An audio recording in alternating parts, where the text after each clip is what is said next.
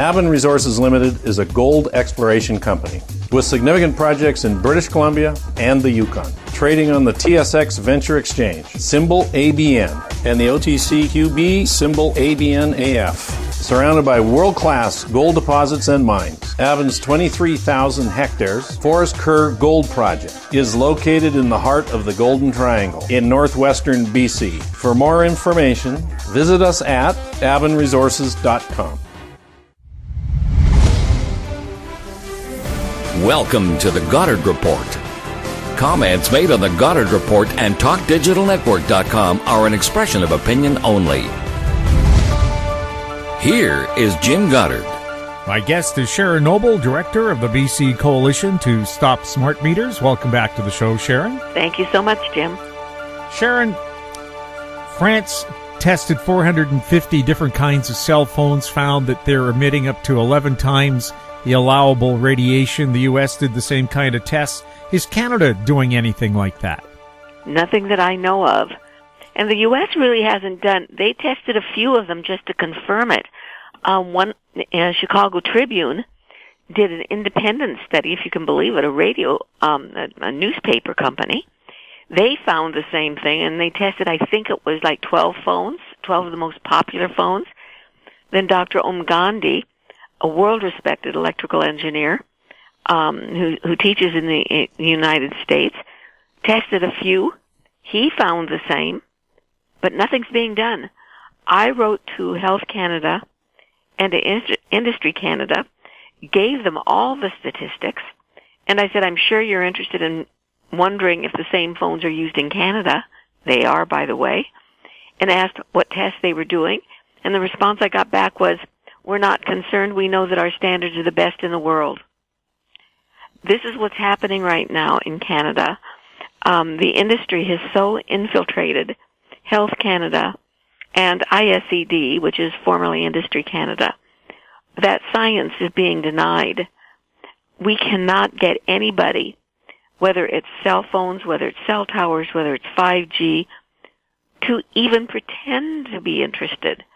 The standards that are being followed are the same standards that were created in the 1990s, when most people didn't have a cell phone, where there weren't cell towers in every church steeple, on top of every school, on every street corner, and now in front of our homes. Things have changed, but our health standards haven't. And our health professionals are letting us down big time. And right now, we're starting a major campaign to ban cell phones in schools. Children are sitting with their cell phones in their pockets, in their desks, in their hands, all day as part of the curriculum. And if they aren't part of the curriculum, they're distracting them. Many teachers have been complaining about the fact that children are easily distracted and that they're not learning the way they used to. Children have so many problems now with autism, with distraction. There are so many things about children having learning problems. They just don't learn the way they used to.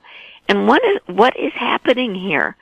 Their rooms, the school rooms, are completely inundated with this new technology that seems to fascinate everybody, but it isn't doing the job as far as teaching them is concerned, and it is threatening their health, both physical and mental health.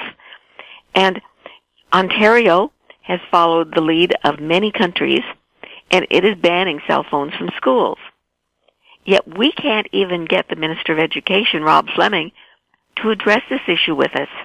His kids happen to go to the only school on Vancouver Island that doesn't have Wi-Fi in schools and doesn't allow cell towers. And I'm sorry, the cell towers around us turned our phone. Cut me off, Jim. There. Sorry about that. Cell towers turn on my TV.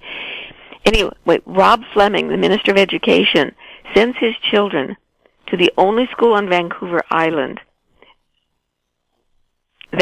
maybe it's on Vancouver. It sends them to the only school we know of that is Wi-Fi free and bans cell phones.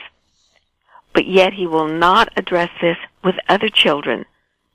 We have parents writing him, and they can't even get a response back. This is not something that's to be messed around with.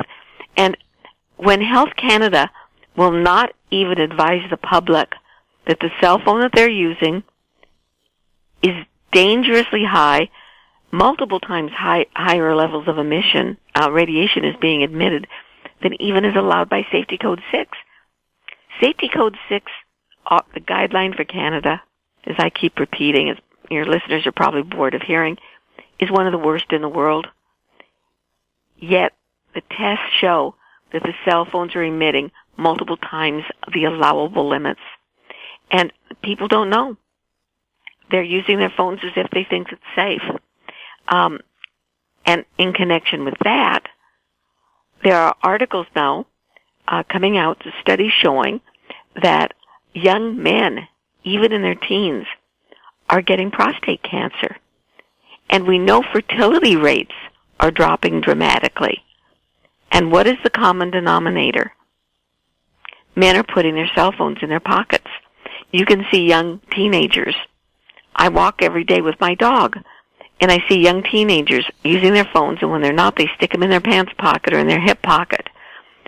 This is one of the most vulnerable parts of the body, and the cell phones are on and they're radiating while they're in there. And the doctors are not aware of this technology because the Cancer Society and the Health Canada are not sending out warnings. The labels are not on the phones. People just don't know, and they do need to know. This is getting to a point, Jim, where we should be crying this, we should be on the street corners handing out pamphlets. We should be screaming from our rooftops that this is getting worse. This is not something we should be messing around with at all. Is one of the reasons the governments make so much money from the telecom companies that we don't hear about warnings? I fear that's one of the problems. That's the only problem I can think of. They make billions of dollars by selling the spectrum, the airwaves, the frequencies that the cell phone companies and the telecoms use. Each year they find another spectrum. Like this year, I think it was the 7 megahertz spectrum. And I can't remember how many billions of dollars they made. But as they open up the spectrum, for instance, 5G is going to be using brand new spectrum in the gigahertz range. And they're going to be selling those off. They do make so much money, and they also sell licenses. And, of course, the telecoms pay taxes. So, yeah, the government makes a heck of a lot of money off this. It's a real conflict of interest. We'll have more with Sharon Noble right after the break. Engineer Gold Mines is focused on the exploration and development of the historic high-grade Engineer Gold Mine situated 32 kilometers southwest of Atlin, British Columbia. Engineer Gold Mines is fully permitted for surface and underground exploration with the 2019 drill program now underway.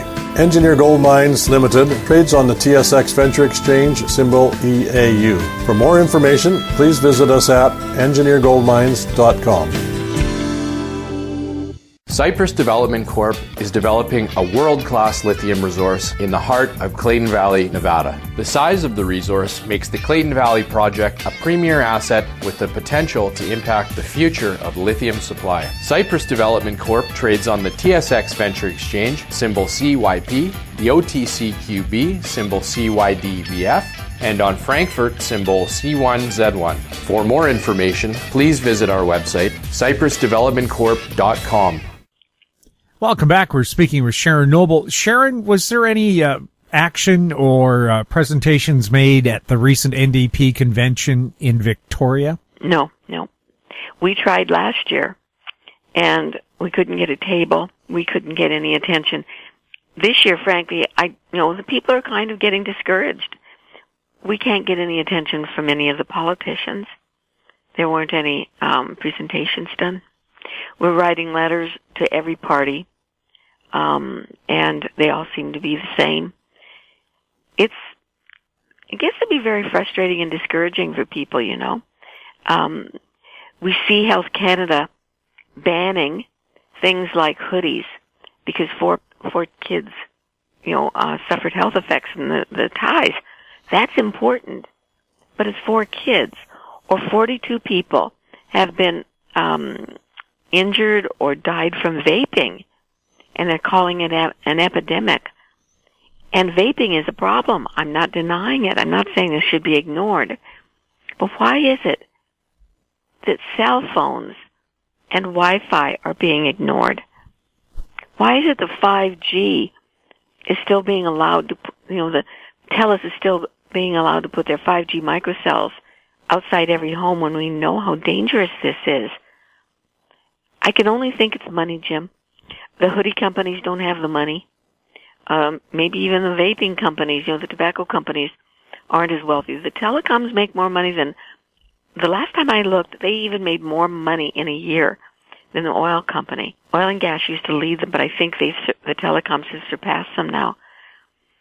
It's really a major problem, and people need to know. For instance, right now, the university campuses are starting to be used as guinea pigs. The UBC campus in Vancouver now is being loaded with 5G for pilot projects. New cell towers and microcells. I've been told, I haven't seen it, but I've been told that they are all over the campus now. And we know from history that, kids in classrooms opposite cell towers, there will be cancer clusters. Kids in San Diego, for instance, at the University of San Diego, there were major cancer clusters there, brain cancers. And we know of other ones. This is, our best and our brightest for the future are being exposed without them being aware, without them giving permission. They're being used as guinea pigs. 5G has not ever been shown to be safe. We do know that 5G is a new technology. They'll be using new microwave, milliwave frequencies. They're using very highly pulsed frequencies that will be causing more stress on our cells than even the current levels. And the current levels are going to stay there. It's not that we're replacing anything. We're not replacing 3G and 4G. That's the third generation and the fourth generation technology. We're adding the fifth generation technology that is going to just add more layers. And in a complex way.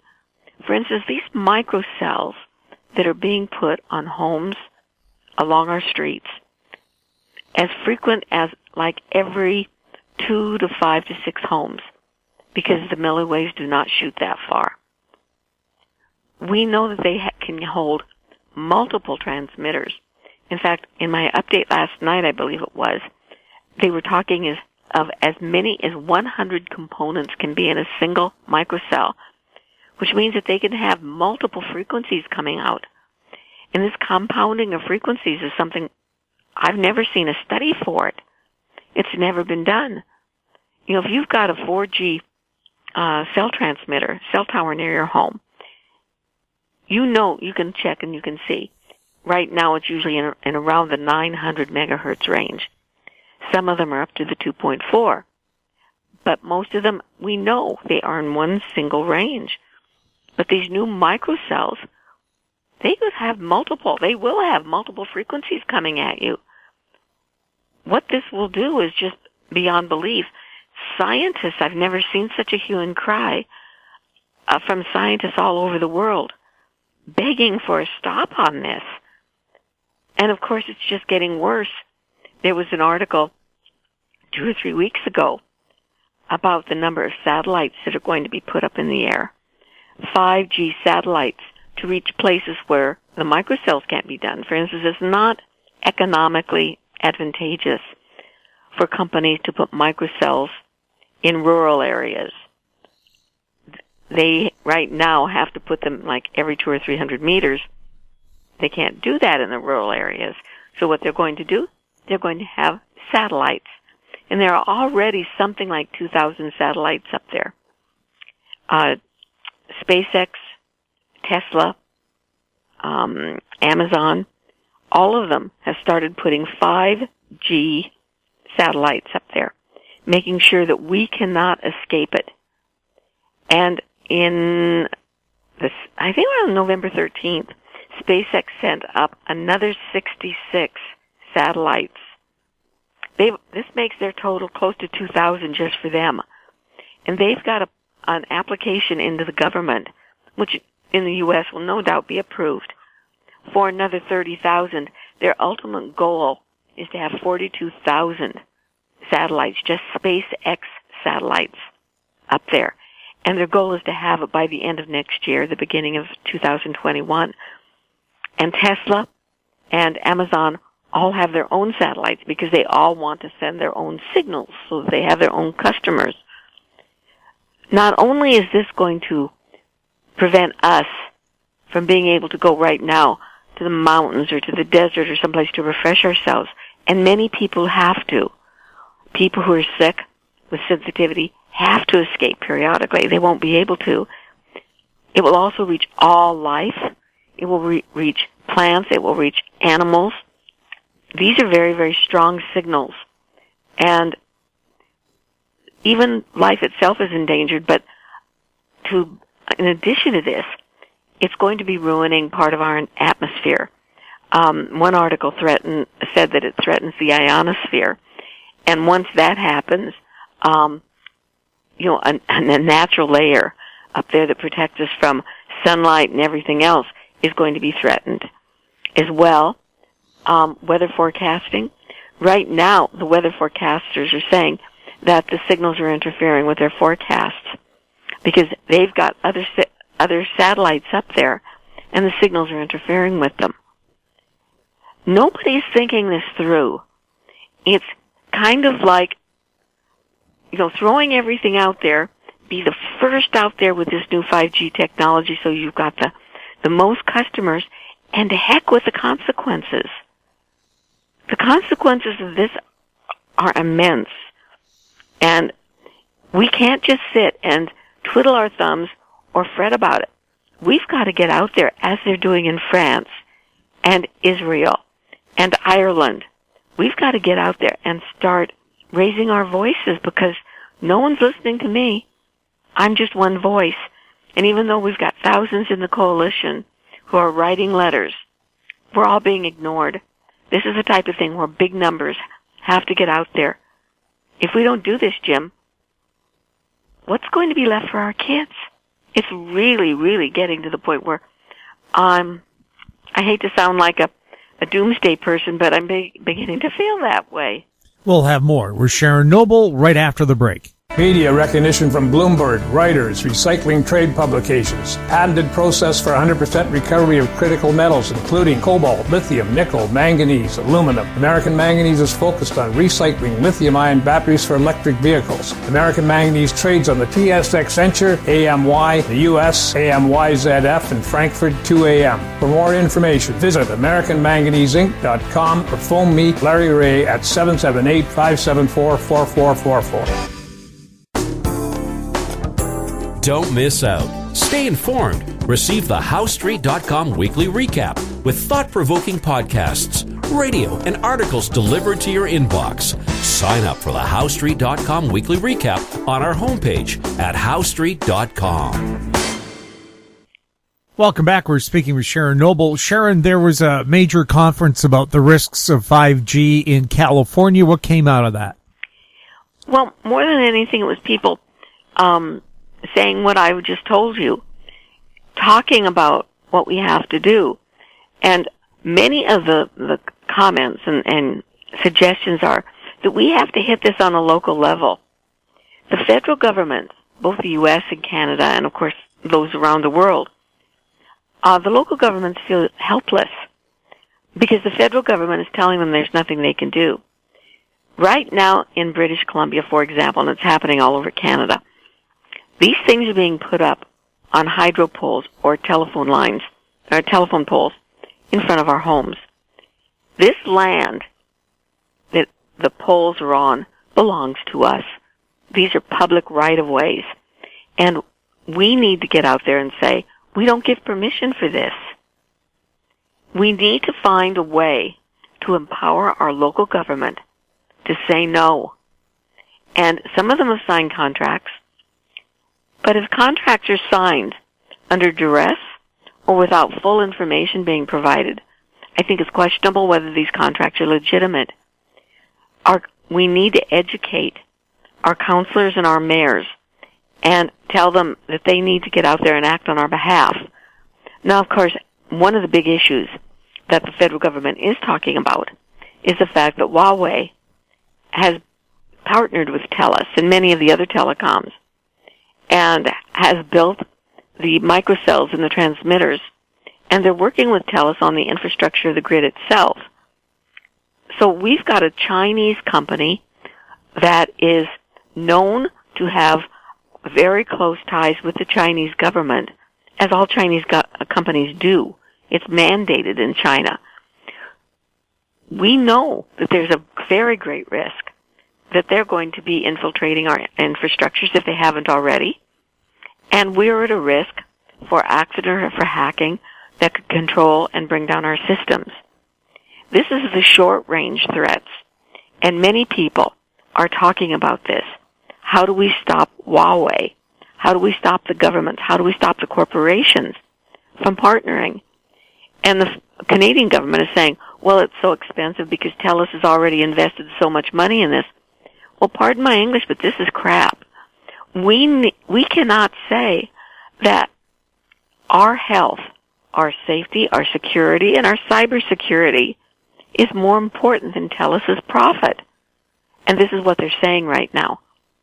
And I think that Huawei is a company that we should not be supporting, and we need to be able to tell our government that the costs are too high to mess around with TELUS's profit. TELUS is a profit-making company.